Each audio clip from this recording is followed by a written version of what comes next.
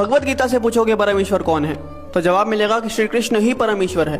और वहाँ आपको संत सूरदास जी, मीराबाई जैसे महान संत मिलेंगे जिन्होंने कृष्ण भक्ति में उस परम तत्व को प्राप्त कर लिया। आप शिव पुराण से पूछोगे कि परमेश्वर कौन है तो जवाब मिलेगा कि शिव ही परम तत्व है। और वहाँ आपको ऋषि मार्कंडेय जैसे महान ऋषि योगी ज्ञानी मिलेंगे जो कि परम शिव भक्त हैं। कुरान कहती है कि खुदा सबसे बड़ा है। और वहाँ आपको फरीद जी जैसे महान सूफी संत मिलेंगे जिन्होंने अल्लाह अल्लाह की धुन से उस परम तत्व को प्राप्त कर लिया। और गुरबानी भी आपको एक ओंकार का उपदेश देती है। तो सवाल है कि इनमें से सही कौन है और गलत कौन है।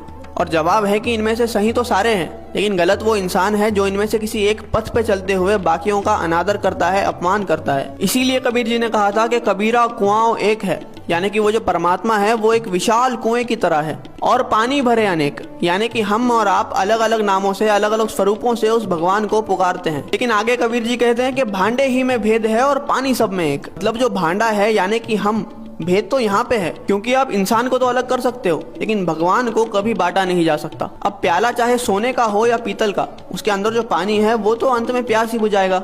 लेकिन अगर हम इस बात पे लड़ने लग जाए कि किसका प्याला ज्यादा बेहतर है तो ना हम पानी पी पाएंगे और ना ही अपनी प्यास बुझा पाएंगे। जैसे दुनिया में हर जगह पे अलग अलग भोजन खाया जाता है, लेकिन हम कभी भी किसी और से जाकर इस बात पे तो नहीं लड़ते कि आप हमारी तरह भोजन क्यों नहीं करते, क्योंकि हमें पता है कि चाहे भोजन अलग अलग है लेकिन उसकी भूख और हमारी भूख एक जैसी है।